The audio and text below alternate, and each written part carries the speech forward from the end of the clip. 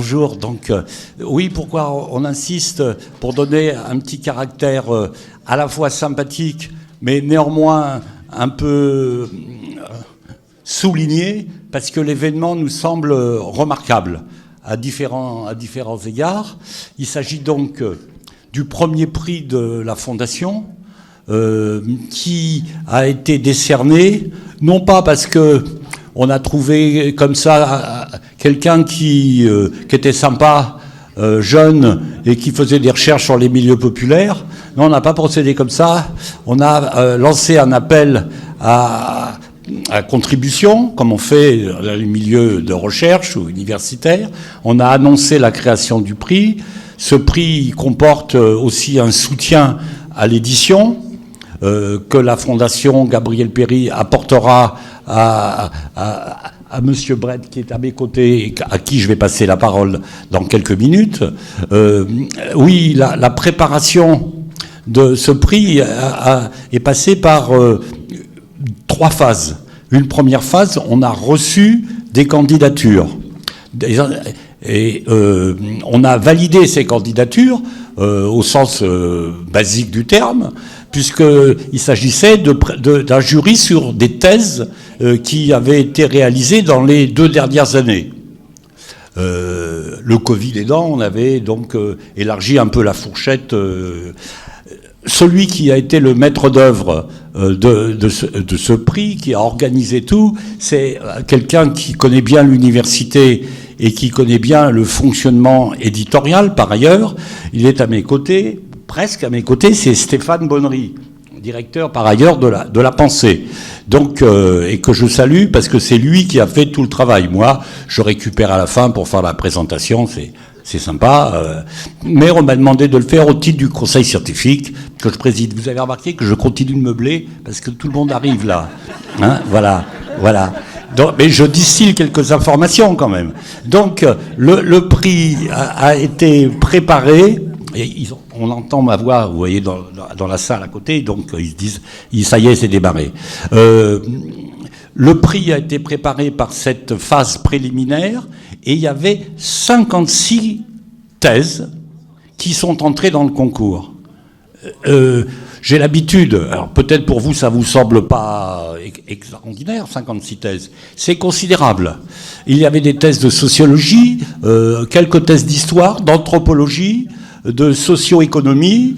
On n'avait pas en quelque sorte classé ça comme parfois dans certains jurys ou certaines commissions universitaires par sous-ensembles et sections qui en quelque sorte permettent d'évacuer les candidats, ou en disant ah ben là vous êtes trompé, c'est pas la bonne section. Hein. Bon, non, c'était la bonne section. Donc on a fait le travail.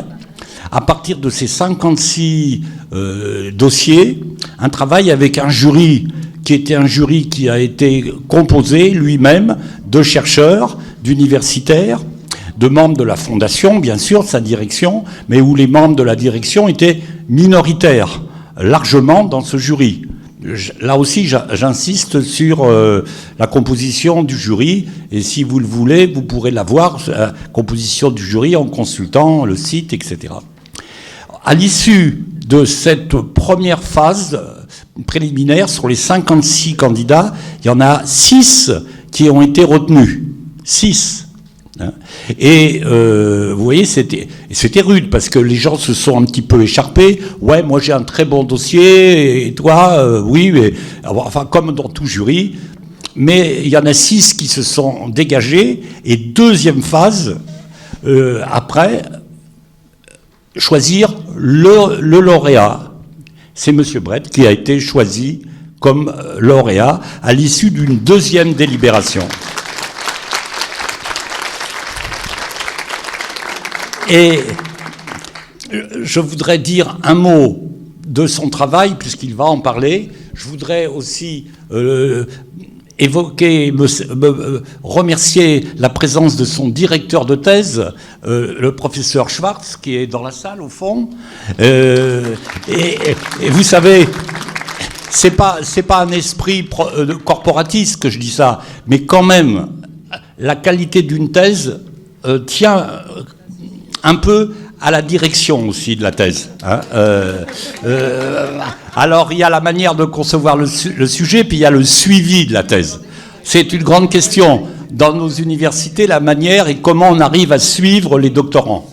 Donc, je me réjouis de votre présence, Monsieur Schwartz, et ne serait-ce que la qualité du travail de votre ancien doctorant justifie votre présence, et j'espère que vous êtes content de ce résultat. En tout cas, nous sommes très contents. Alors, un mot avant de lui passer la parole, et de lui remettre un diplôme qui est celui de notre jury. Il s'agit d'une thèse qui s'appelle, je fais court parce qu'il va vous développer ça un petit peu, au bas de l'échelle. Hein, le bas de l'échelle. Le bas de l'échelle. Et point d'interrogation, parce que c'est pas si simple que ça quand on parle des milieux populaires. Ce matin, vous avez évoqué, là il s'agit des éboueurs et des balayeurs du service public dans la région parisienne. À partir d'une enquête extrêmement fouillée, minutieuse, à la fois ethnographique, je dirais presque anthropologique, et sociologique, en prenant un échantillon très significatif. Enfin, moi, je me suis fait plaisir en lisant tout ça et en apprenant énormément de choses. Et il se dégage de cette thèse une représentation, une vision de ces milieux populaires qui, en fait, nous restitue à la fois l'hétérogénéité, la complexité, la richesse de ces milieux populaires et de ces milieux professionnels en référence à ce qu'est le secteur public. Parce que dans le sujet, il y a le service public. Hein, c'est pas n'importe quelle condition de travail. Ça entre dans notre réflexion, si j'ose dire. Donc, bravo, et je vous décerne ce diplôme que nous avons préparé, le premier prix de la Fondation Gabriel Péri, à monsieur Hugo Brett. Il peut le montrer pour la photo, voilà. Et maintenant, j'ai assez parlé, je vais lui laisser la parole en le félicitant, mais vous voyez, il y a des félicitations qui sont des félicitations un peu de circonstances. Je dirais qu'en ce qui me concerne, c'est des félicitations que je partage profondément. J'emploie le terme félicitation, vous savez pourquoi? C'est de la cuisine universitaire, puisque maintenant on n'a plus le droit d'accorder les félicitations aux thèses. C'est bon, je rentre pas dans cette cuisine-là, mais nous pouvons le féliciter. On a le droit. Voilà, je voulais vous féliciter aussi pour cette raison. Je vous passe la parole, monsieur Hugo.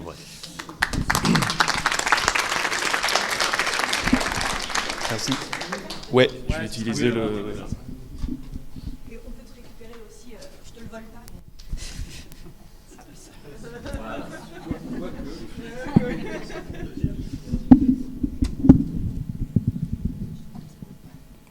Est-ce que vous m'entendez? Oui. Bonjour à toutes et à tous, et vraiment merci. Je tiens vraiment à remercier la Fondation Gabriel Péri et le jury. Je suis vraiment très honoré et très heureux de recevoir ce prix et de pouvoir prendre part à ce colloque qui est un beau colloque. Je tiens aussi évidemment à remercier Olivier Schwartz, mon directeur de thèse, pour son accompagnement, pour ses encouragements, son soutien sans faille, et sans qui cette thèse n'aurait littéralement jamais existé. Donc encore une fois, merci à vous pour tout, Olivier. Cette thèse, donc, elle avait pour ambition d'interroger la condition professionnelle et sociale des éboueurs et des balayeurs du secteur public à Paris et en région parisienne. Et elle partait du constat, premièrement, que ce monde ouvrier et plus généralement les classes populaires avaient subi des transformations importantes, et deuxièmement, que l'emploi public, même en bas de l'échelle professionnelle, constituait une ressource importante, non négligeable pour des classes populaires d'aujourd'hui.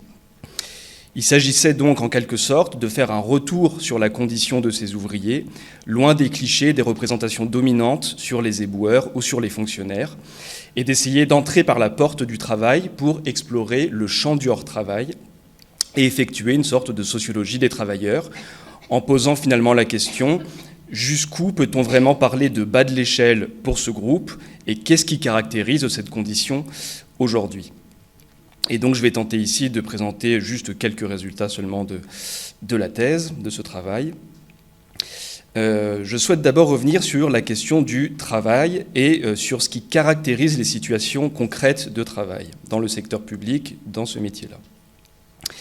D'un côté, il s'agit d'un sale boulot, ce qu'on appelle en sociologie du travail un sale boulot subalterne qui expose à des formes importantes de contraintes, de suggestions, de pénibilité, de déconsidération, et qui implique aussi souvent une faible possibilité de réaliser une mobilité professionnelle, mais aussi une faible possibilité d'enchanter le travail et d'y trouver une source d'épanouissement. On pourrait ajouter au passage qu'en dépit d'un processus d'amélioration des conditions de travail qu'il ne faut pas ignorer, amélioration des conditions de travail et d'emploi, à partir des années 70 à peu près, il y a eu aussi, après, des dynamiques de sens contraire dès les années 80, avec la mise en place d'une externalisation des services qui a entraîné l'éclatement du collectif et un déclin syndical, mais aussi une intensification du travail, et le tout dans un contexte de détérioration des services publics et d'extension des formes de vulnérabilité chez les fonctionnaires.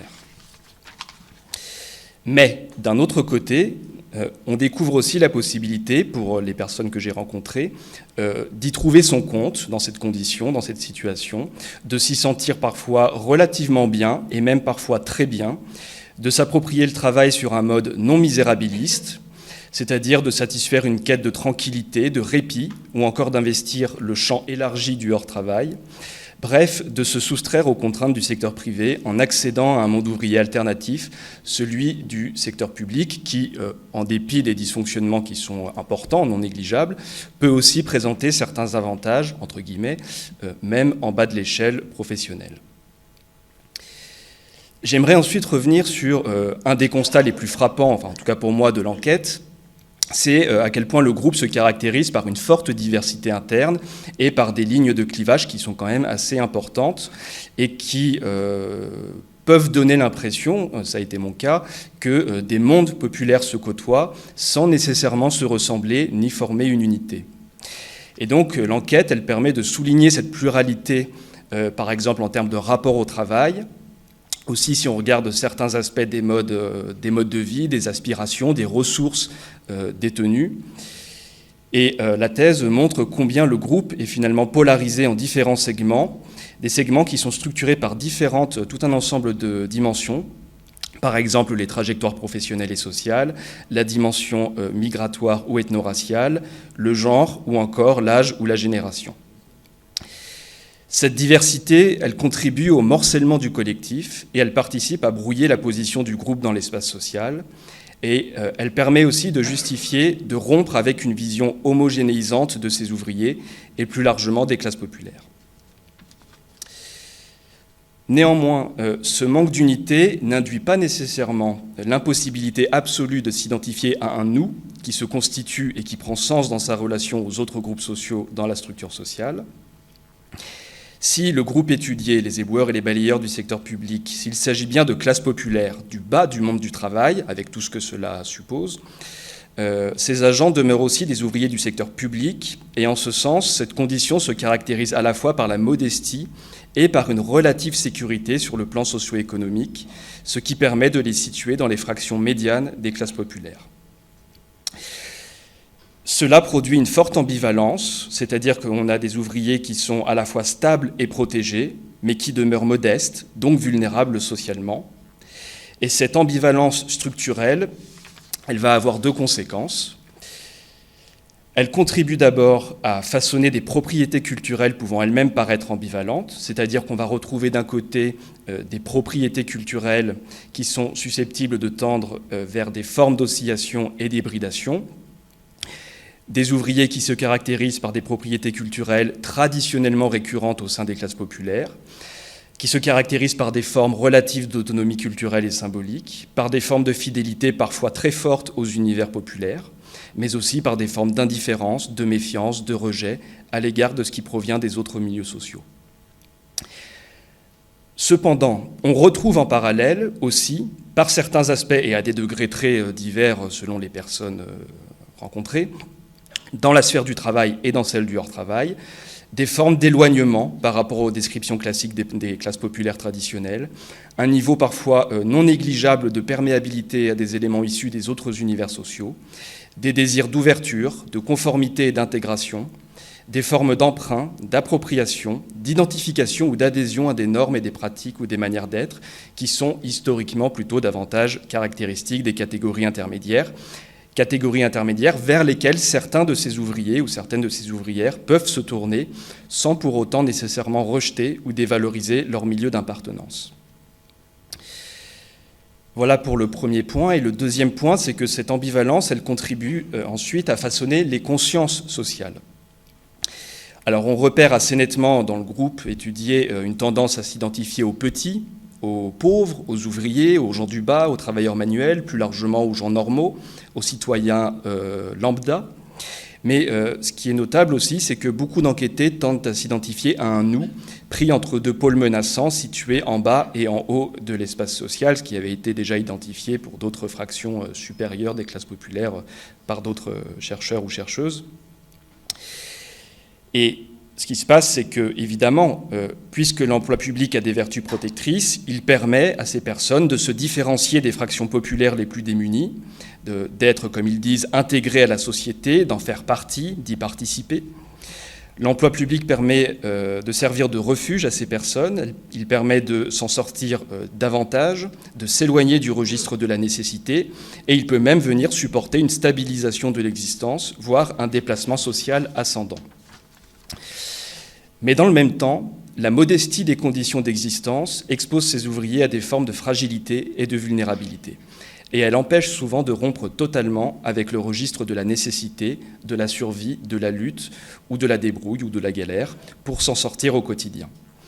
Par ailleurs, les ascensions réalisées peuvent être fragiles et incertaines, et les difficultés à satisfaire les aspirations initiales génèrent bien des frustrations.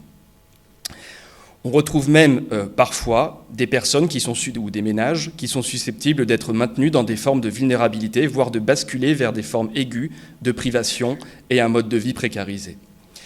La stabilité en bas de l'échelle limite, mais n'annule pas les risques de la précarisation, ainsi que les effets de la domination et du désavantage social.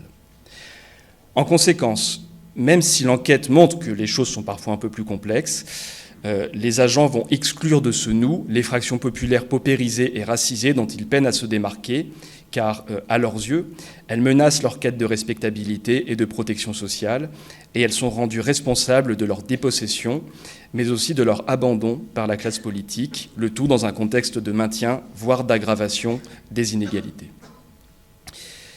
D'autre part, le haut de l'espace social est lui aussi associé à un ensemble de contraintes fortes, pour des raisons que je n'ai pas le temps de détailler, mais qu'on imagine bien. Et s'il est possible pour les enquêtés de se ménager une zone d'autonomie symbolique relative, les dominants et leur univers suscitent aussi du rejet, de la contestation, de la méfiance, et ils viennent entretenir l'intérêt de l'entre-soi protecteur pour des classes populaires confrontées à la domination. L'enquête montre toutefois que ce rapport au plus dominant apparaît assez ambigu, et cette ambiguïté constitue sans doute un indice fort, en tout cas c'est l'hypothèse que je fais, un indice fort de l'ambivalence de la situation des agents dans la structure sociale, c'est-à-dire que ces ouvriers peuvent tirer profit de leur degré d'intégration dans un contexte de porosité des frontières sociales, mais cette situation les expose dans le même temps à la domination, au risque de la déconsidération et à la remise en cause de leurs aspirations et des efforts produits afin de conjurer les stigmates associés au bas de l'échelle. Pour conclure, on peut faire l'hypothèse que l'étude de cette condition particulière permettrait d'éclairer ce qui se joue pour une partie un peu plus large des milieux populaires actuels, et j'espère par conséquent que ce travail permettra d'enrichir les connaissances dont on dispose sur les classes populaires contemporaines. Je vous remercie.